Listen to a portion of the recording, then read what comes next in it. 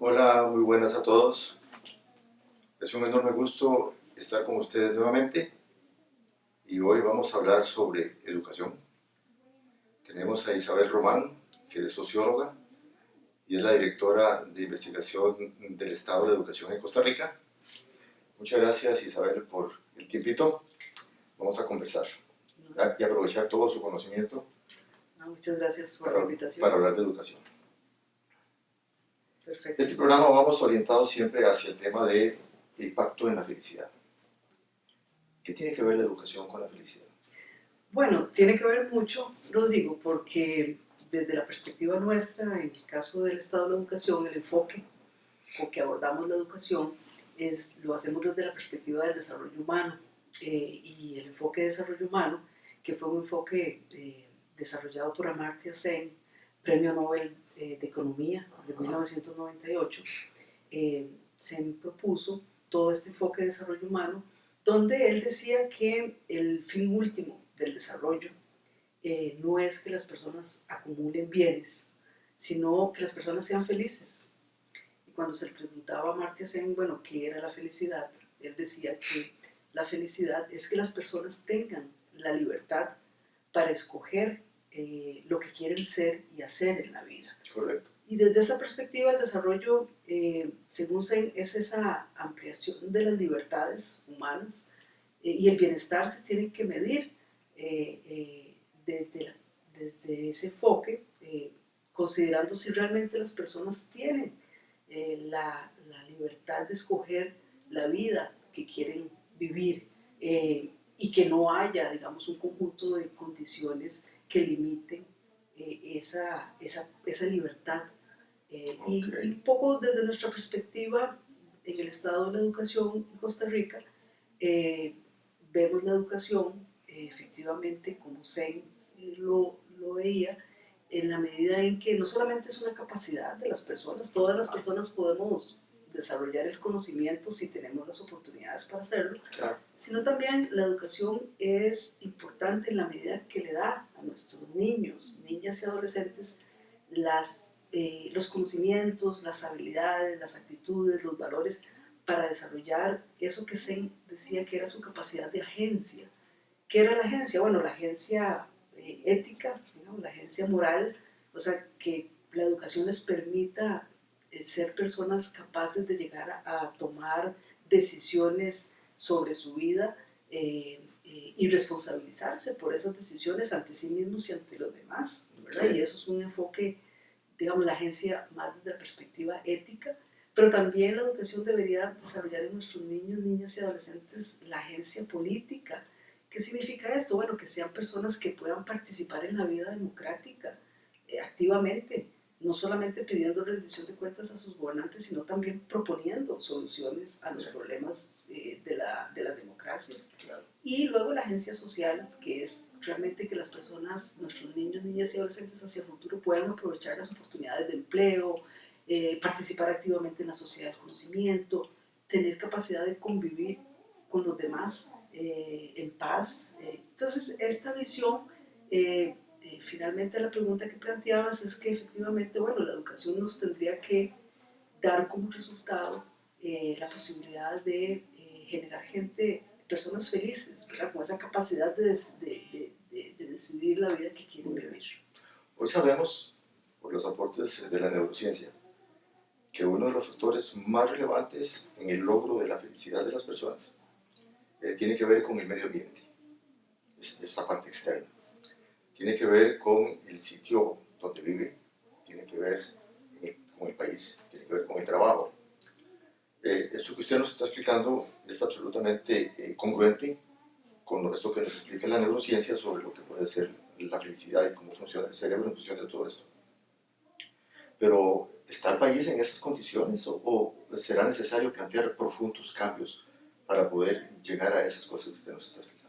Bueno, efectivamente, en términos de lo que tiene que ver con estas aspiraciones que queremos que la educación nos permita llegar a esto, obviamente pasa por hacer transformaciones constantes de nuestro sistema educativo, sobre todo hoy en el mundo, ¿verdad? Que estamos ante un un contexto mundial donde el cambio es acelerado, Aceleradísimo. ¿verdad? Donde hoy sabemos que los niños que hoy, un niño que nació hoy tendrá 30 años en el 2050 y no sabemos qué enseñarle porque no sabemos lo que será el 2050. Tenemos algunas nociones, pero no sabemos, hay una enorme incertidumbre. Lo que sí sabemos es que estas generaciones de jóvenes y de niños que hoy nacen estarán enfrentados a una enorme incertidumbre, a una enorme velocidad del cambio en todo sentido, y que necesitamos que estos niños tengan una gran flexibilidad mental Claro. y una gran estabilidad emocional, Sí, claro. para estarse permanentemente reinventando. Así es. Obviamente, como ocurre y ha ocurrido en la historia de la humanidad, los sistemas educativos siempre van atrás, ¿verdad? O sea, el mundo va cambiando y los sistemas educativos tienen una inercia, eh, digamos, tienen un ritmo de transformación más lento, ¿verdad? Y en ese sentido, pues obviamente siempre están sujetos a un enorme desafío de cambio. Sí, claro. Claro. Entonces, bueno, ahí el tema es tratar de entender, bueno, cuáles son esos desafíos que tenemos y cuáles son los cambios que tenemos que hacer. Ok, muchas gracias. Hay una situación en todo esto de cambios que son absolutamente necesarios. Yo he estado al tanto de los reportes que ustedes han estado haciendo. ¿Hace cuánto tiempo que Costa Rica no hace cambios profundos en su sistema educativo? ¿Tenemos alguna idea? ¿Estamos anclados en el tiempo, en el pasado? Digamos que este fue un país que hizo cambios muy importantes en el sistema educativo en el siglo XVIII, digamos, en términos Okay, sí, de la universalización, de apostar, digamos, a un sistema educativo de corte público y universal.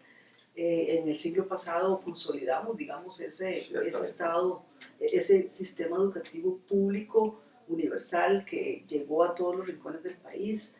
Sin embargo, efectivamente, pues desde el siglo pasado no hemos hecho transformaciones muy trascendentales, ¿verdad? Hemos estado haciendo cambios, tampoco es que hemos estado detenidos, ¿verdad? Se han estado haciendo un conjunto de cambios importantes, pero el tema no es tal vez que no hayamos estado haciendo cambios, sino la velocidad de los cambios, correcto, la pertinencia de los cambios. El mundo va muy rápido para otras cosas. Totalmente. Entonces ahí el tema es, bueno, la pregunta es si tenemos el ritmo que deberíamos de tener. La respuesta es no. A veces nos estamos quedando atrás, seguimos muy anclados en el siglo pasado. Correcto. ¿Verdad? Y hoy tenemos niños del siglo XXI con profesores del siglo XX y a veces hasta del siglo XIX, pero, sí, en la forma como enseñan. Desde luego. Históricamente siempre hemos, el sistema educativo, a nosotros y al mundo, nos han preparado para enfrentar el desarrollo vía trabajo. Entonces, de alguna manera, todos los sistemas de educación que hemos pasado por años es para que enfrentemos una realidad laboral, para que aprendamos a trabajar y nos volvemos competitivos para competir. ¿Será necesario seguir con eso o habrá que hacer algún tipo de transformación, de darle una pequeña vuelta al tema, dado lo que sabemos hoy en día con la neurociencia de cómo funciona el cerebro, cómo funcionan las emociones? Habrá que darle algún tipo de trasfondo diferente para que no dejar de prepararnos en el conocimiento para enfrentar lo que la sociedad nos exige, sino para aprender a gestionar las emociones.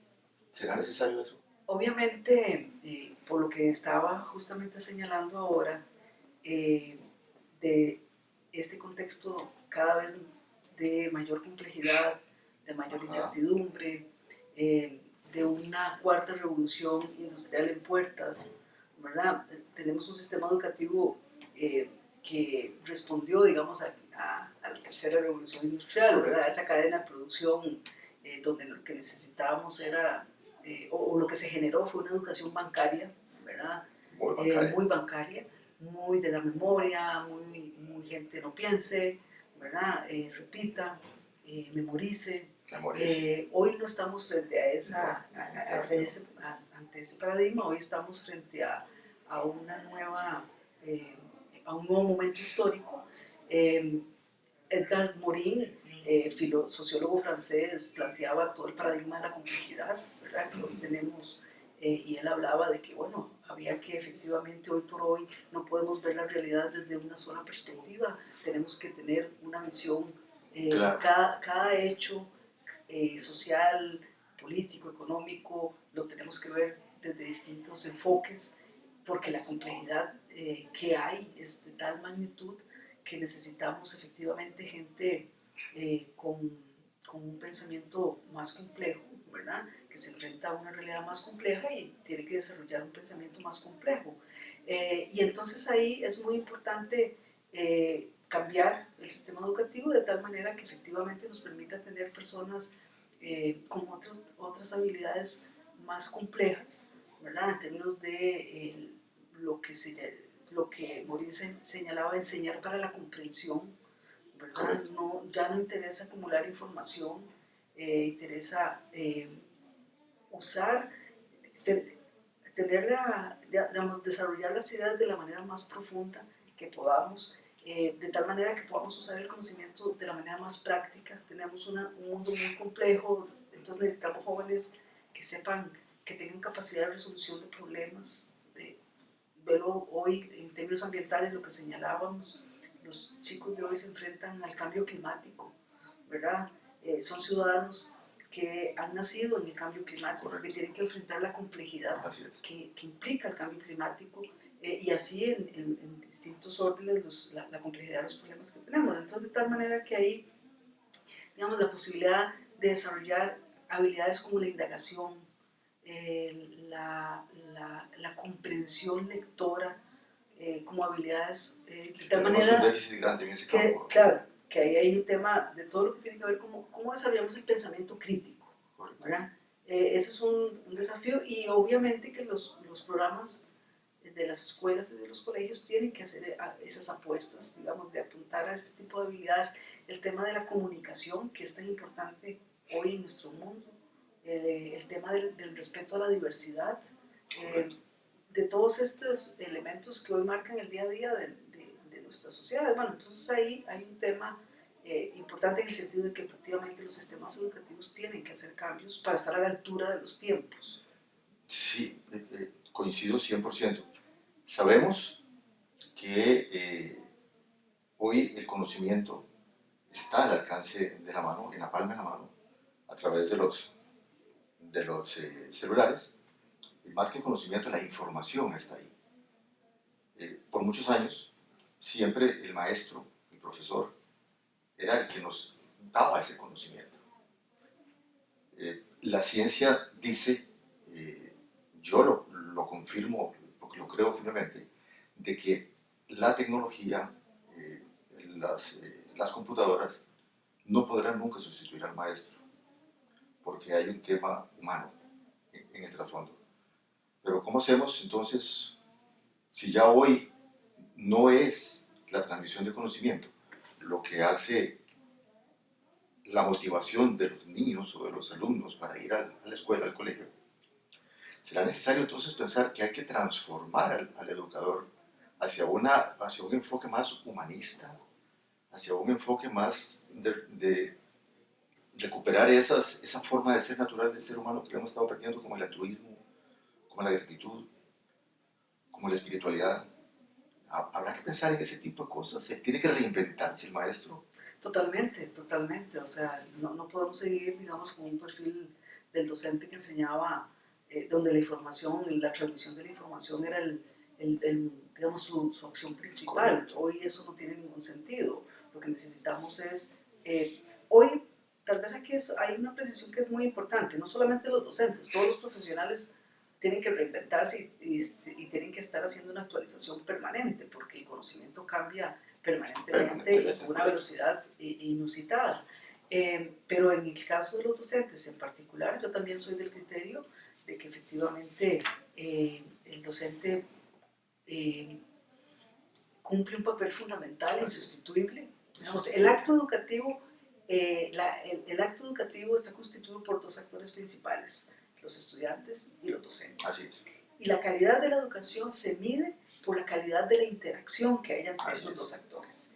Y esa calidad de la interacción hoy por hoy se mide por la posibilidad de que haya un diálogo donde efectivamente el docente pueda provocar en sus estudiantes esa capacidad de indagación, de profundizar el conocimiento, ¿verdad? Porque el tema no es el acceso a la información, es cómo usar la información para profundizar el conocimiento de la realidad que nos toca vivir y de cómo incidir en esa realidad. Entonces el docente se convierte en esa andamiaje que le va a permitir a los estudiantes construir, digamos, esa forma de ir hacia la realidad y interrogarla para obtener de ella la información suficiente para poder transformarla.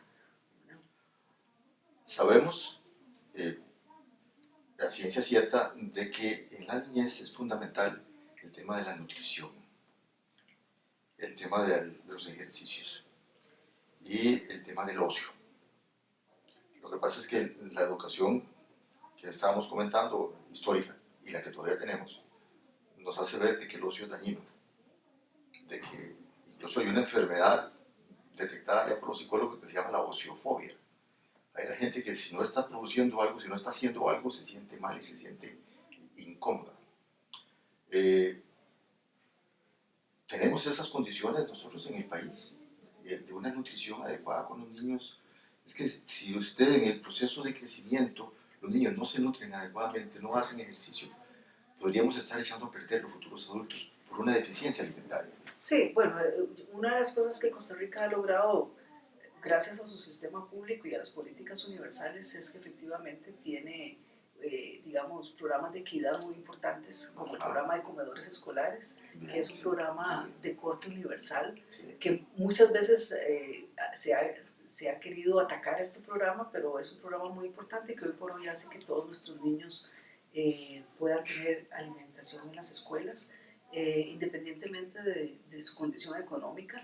Y eso es especialmente importante para el caso del sistema educativo costarricense, porque la mayor parte de nuestros niños, niñas y adolescentes que van al sistema público, que son la mayoría, vienen de hogares vulnerables, pobres, ¿verdad? Y entonces, en ese sentido, yo diría que eso es una fortaleza que Costa Rica tiene y que evidentemente es muy importante porque no se puede aprender con hambre. ¿Verdad? No se puede aprender con hambre, ¿no? Y digamos, sobre todo en los primeros años de vida es fundamental la alimentación para el desarrollo cognitivo. Ahora, el tema de lo que planteabas del acceso al ejercicio, al ocio, digamos, tenemos una limitación en el país, no todas las escuelas reciben el currículum completo. Ese es un tema. Parte de no recibir el currículum completo implica que la mayor parte de nuestros niños no siempre reciben, por ejemplo, educación física o educación artística, ¿verdad? Que son ese bagaje, digamos, ese otro conjunto de conocimientos importantísimos para su desarrollo cognitivo. Correcto. ¿Verdad? Y entonces ahí sí tenemos todavía desafíos importantes, ¿verdad? Hay algo que está pasando en el mundo y es interesantísimo traerlo a colación.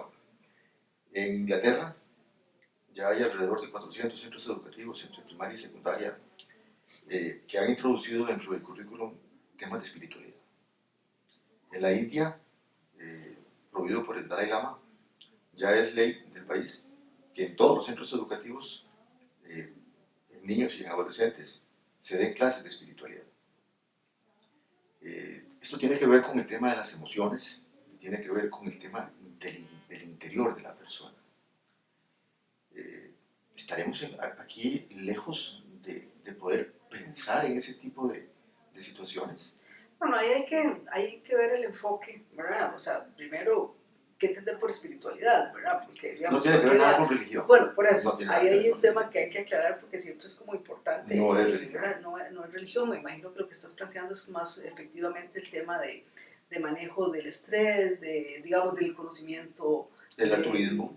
Exacto, sí.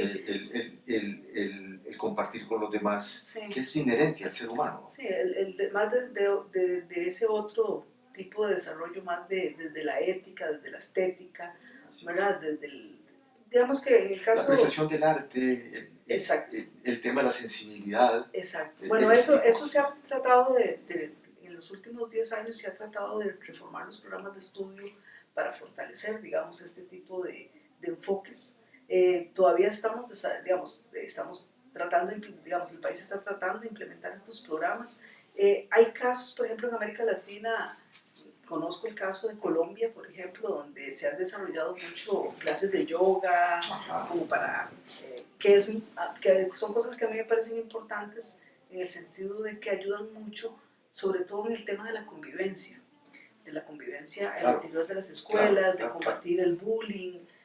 Tenemos problemas de mucho bullying, ¿verdad? Y eso tiene que ver con déficits en términos de lo que tiene que ver con la convivencia y el manejo de la integración, de la diferencia, del respeto. Me parece que en los últimos años se han hecho una reforma importante de programas de estudio en el sistema educativo. Tenemos que fortalecerlos porque, como decíamos, no todas las escuelas, por ejemplo, reciben el currículum completo y obviamente hay que tener los docentes para que desarrollen eso, pero evidentemente es un tema importante, ¿verdad? O sea, que hacia adelante hay que fortalecerlo, especialmente para que efectivamente tengamos, digamos, un sistema educativo que nos brinde personas con capacidad de convivencia. Perfecto, de acuerdo. Decía el monje budista, que es la mano derecha del Dalai Lama, Maestro Ricardo, que si nosotros hacemos énfasis en los niños, en enseñarles a gestionar las emociones, más que en enseñarles la parte cognitiva y la parte competitiva, iríamos a tener una mejor sociedad, iríamos a tener mejores hombres, porque lo que nunca nos han enseñado es cómo gestionar las emociones. Y nosotros somos un compendio de emociones y hormonas, pero hasta la fecha se saben ese tipo de cosas, es muy reciente, pero esta afirmación de este monje, ¿qué opina usted de eso? Bueno, a mí me parece que lo que señalábamos, lo que necesitamos es en estos tiempos de enorme incertidumbre hacia adelante y de cambios profundos, personas con una enorme estabilidad emocional. Así es. Para enfrentar esa incertidumbre y no, y digamos, asumir el cambio de la mejor manera. Y a mí me parece que hoy lo que más necesitamos es que efectivamente tengamos personas con estabilidad emocional para que también puedan desarrollar lo que también Morín señalaba como la capacidad de asombro, de imaginación, no se puede perder de creatividad, nunca. No se puede perder nunca. Que no se puede perder nunca. Y esa capacidad de asombro, de imaginación, de creatividad, no surge en condiciones de estrés permanentes o en una educación bancaria o en una educación que no estimule el pensamiento crítico o que no estimule la búsqueda permanente del conocimiento y del desarrollo personal. Decíamos que, bueno, al principio lo que buscamos es que la gente tenga la capacidad de escoger cómo vivir, de ser y hacer lo que considera valioso. ¿Verdad? Y eso que considera a las personas valioso es un asunto muy personal. Absolutamente. ¿Verdad? Entonces, si el desarrollo no nos permite que las personas puedan tener la libertad de escoger qué ser y hacer según lo que ellos consideran valioso, es un desarrollo que no es bueno, ¿verdad? El desarrollo no es, como decía C, la adquisición de bienes. Los bienes son un instrumento para otras realizaciones valiosas. Nos hemos confundido con eso. Totalmente confundidos. Entonces, el desarrollo no se mide por el Producto Interno Bruto. Se mide porque si efectivamente yo tenga la posibilidad de tener una realización personal y la sociedad me permite hacer eso. Decía Kennedy, John F. Kennedy, que el Producto Interno Bruto mide todo menos lo que nos hace felices. Totalmente. Sí. Ahora, hablando de cultura y hablando de educación, está claro, por lo menos para mí está muy claro, de que la educación es por medio de la educación que se pueden transformar los procesos culturales de los países, porque eso es un proceso lento que se va en el largo plazo. ¿Cómo hacemos nosotros? ¿Qué expectativas podemos tener sobre la transformación de la educación para ir buscando una transformación cultural? ¿Qué tan lejos estamos? ¿Qué tan posible es? ¿Se ocuparán cosas más drásticas? ¿O es un proceso tan lento como lo hacemos en los ticos, que todo es de a poquitos y de años? Pero si no hacemos algo pronto, en el sentido de ir transformando en el largo plazo la educación por medio de los niños, no por medio de los adultos, eh, ¿estaremos haciendo las cosas correctas desde el punto de vista de la mejora en la sociedad? Bueno, las transformaciones culturales siempre son lentas, Son lentas, ¿verdad? correcto. No son de corto plazo y en el caso de educación los resultados no siempre son, no son de corto plazo, los resultados son siempre de mediano y largo Así plazo. es. Lo importante es que la gente valore los retornos que la educación nos da.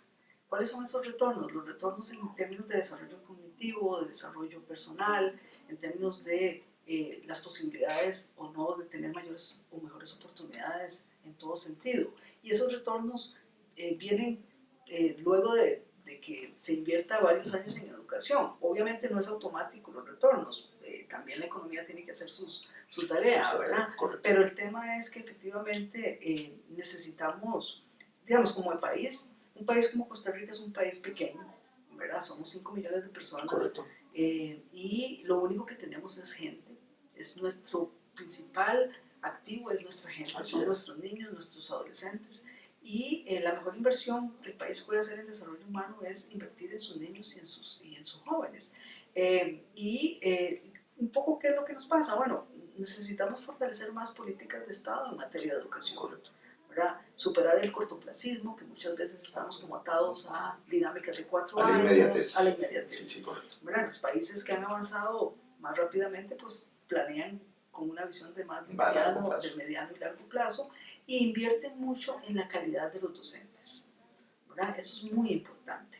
¿Por qué? Bueno, porque un docente muy calificado es un docente que no hay que decirle qué hacer, es un profesional que tiene la posibilidad de desarrollar con creatividad un programa de estudios, pero si no tenemos buenos docentes, pues obviamente ahí tenemos más limitaciones. Y en eso sí tenemos un reto enorme de calidad en la formación inicial de los docentes. De acuerdo.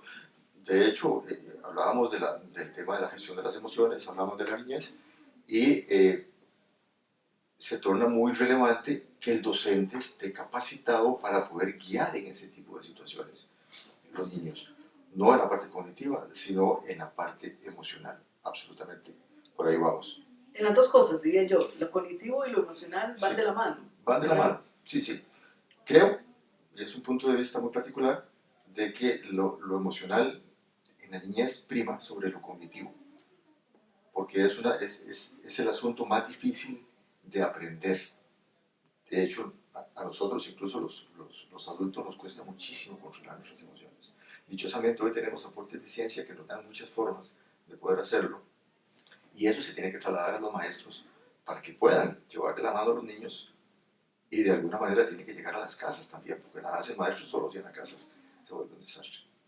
En un sistema educativo como el nuestro, Rodrigo, donde la mayor parte de nuestros niños, niñas y adolescentes vienen de hogares vulnerables, de climas educativos bajos, ¿qué quiere decir esto? Hogares donde el promedio de los adultos que hay en esos hogares tienen primaria incompleta o menos. Es una triste realidad. Efectivamente ahí el sistema educativo cobra una enorme relevancia porque el sistema educativo tiene que hacer la diferencia en estos niños de capitales culturales bajos y el maestro pues se convierte en una figura importantísima para el desarrollo emocional y cognitivo de estos niños. Estos niños nadie hace las tareas en la casa con ellos, nadie les lee cuentos, nadie comenta con ellos las noticias en las mañanas, eso digamos, no hay un ambiente de ese tipo y por eso es que los centros educativos tienen que hacer la diferencia. Obviamente el docente tiene que estar acompañado, digamos, tiene que tener un sistema educativo que lo acompañe, ¿verdad? No podemos dejar solo a los docentes, a veces le damos, o sea, el docente obviamente tiene la principal responsabilidad porque es ese contacto directo con nuestros niños y nuestros adolescentes, pero tiene que haber un sistema que lo apoye y no necesariamente eso ocurre. Tenemos un sistema muy burocratizado, muy que ve desde arriba hacia abajo, que no conoce bien lo que pasa en las aulas y eso pues es un tema a trabajar.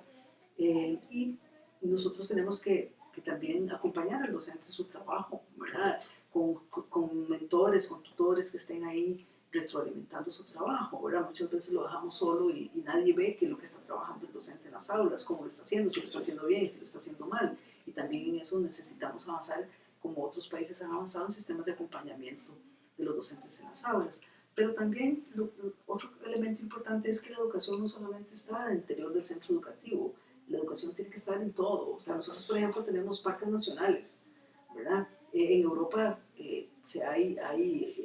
digamos, museos extraordinarios donde los niños van gratuitamente a los museos y eso es parte de su desarrollo cultural. Así es. ¿Verdad? Nosotros no siempre explotamos eso. Tenemos parques nacionales que son nuestros museos naturales, pero no necesariamente tenemos un desarrollo, digamos, que piense la educación, bueno, como toda esa posibilidad de que nuestros niños vayan a los parques nacionales, interactúen con la naturaleza, aprenden a respetar la biodiversidad. Absolutamente necesario. ¿Verdad? Entonces el tema es cómo salirnos también, es decir, bueno, la educación es obviamente una responsabilidad que está buena parte en el sistema educativo, pero el sistema educativo tiene que ser, tiene que proyectarse hacia afuera y la sociedad tiene que acompañar eso.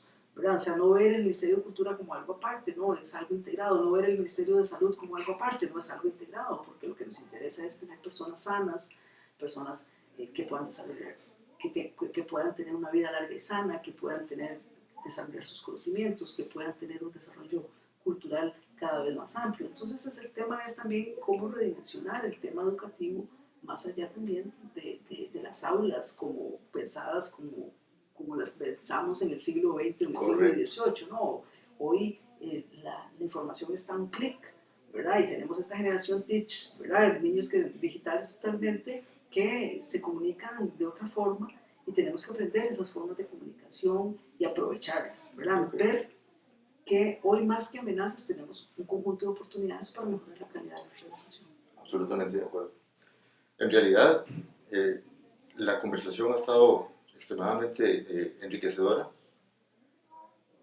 Ser feliz, hoy sabemos que es una decisión personal, no se la podemos endosar a ninguna tercera persona, es una decisión propia. Sin embargo, el tema de la educación, el tema de la cultura, el tema del país, se vuelve fundamental.